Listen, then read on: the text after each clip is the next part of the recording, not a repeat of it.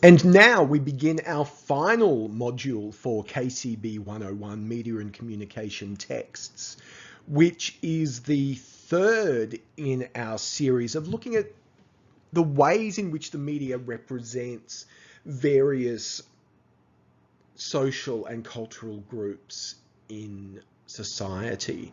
So we've previously looked at the way the media constructs race and ethnicity, the way the media constructs social class and socioeconomic difference, and now we're going to conclude by looking at the way in which media texts construct images of gender. So images of men and women in the mass media.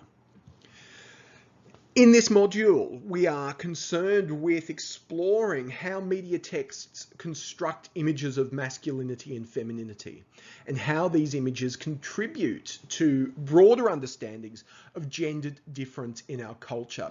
So one of the key ideas that underpins what we're talking about in this module is the idea that there are very few things beyond biology and physiology which are naturally male and naturally female, or somehow inherently male or inherently female.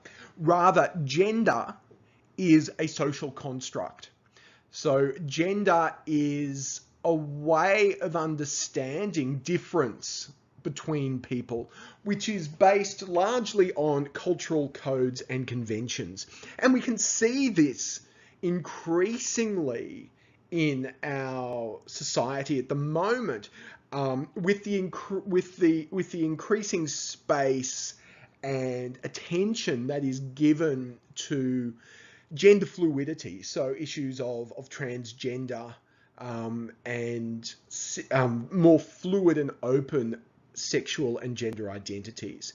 So we're interested in how media texts construct images of masculinity and femininity, how these contribute to broader understandings of gendered differences in our culture. So what role do media texts and the way they construct masculinity and femininity, what role do they play in helping perpetuate ideas of gender difference, and also the perpetuation of stereotypical gender roles within our culture.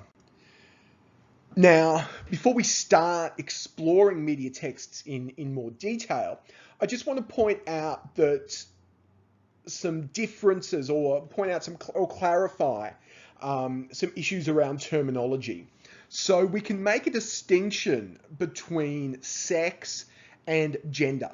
So sex is largely biological, or not largely biological, it is biological. It is determined by our physiology, so our genitals, our hormonal makeup, all of those sorts of things. So it's physiological and biological. Sex is determined by physiology. Whereas when we talk about gender, we're talking about a cultural category. So gender is agreed upon through convention. So we identify a boy because they dress a certain way. We identify a girl because they dress a certain way. So gender is a cultural construct, and sex is biological, physiological. Now, flowing on from that, we can make some distinctions between terms relating to discriminatory behavior in relation to gender. So we could talk about sexism and misogyny more in terms of everyday actions that demean women, so such as name calling, sexual harassment, those sorts of behaviors. Now, that's not to say that they are any less disturbing or problematic than more structural and cultural conditions which help support and endorse the inequality between men and women, which we've identified here as being patriarchy. But rather, what I want us to think about is the idea that patriarchy, the social and cultural conditions and structures that endorse the inequality between men and women, provide the climate and the environment for sexism and misogyny, those everyday actions which work to demean women, which work to subordinate women. Patriarchy allows sexism and misogyny to take place and to go uncontested in many situations. So I just want us to make a distinction between those differences in terminology, and that will help our discussion over the course of this module.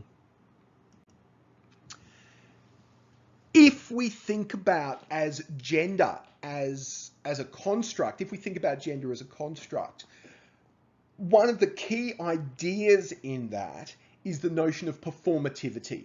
Now, performativity is a concept that's been spoken about by many people, but is most commonly and regularly associated with the feminist cultural theorist Judith Butler. Now, Butler argues or defines performativity as being a series of everyday actions and communications which serve to define and maintain our identity. So we perform gender. We communicate our gender in terms of how we see ourselves and how we want others to see us. So that, of course, is related to biology.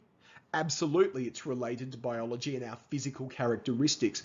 But in performing our gender, we may enhance or alter our physical characteristics as part of that performance for communicating a gendered identity to the rest of the world. So performativity is very, very central to the idea of understanding gender as a cultural construction. And it involves how we communicate how we see ourselves and how we want other people to see us. And I think that idea of performativity is captured really beautifully in this classic quote from Simone de Beauvoir, the writer and intellectual. One is not born a woman, but rather one becomes a woman. So the idea here is that femininity is not natural. It is not inherently situated within biological females. Rather, we learn to become a woman, or women or girls learn to become women through a process of socialization and becoming familiar with and understanding certain cultural conventions.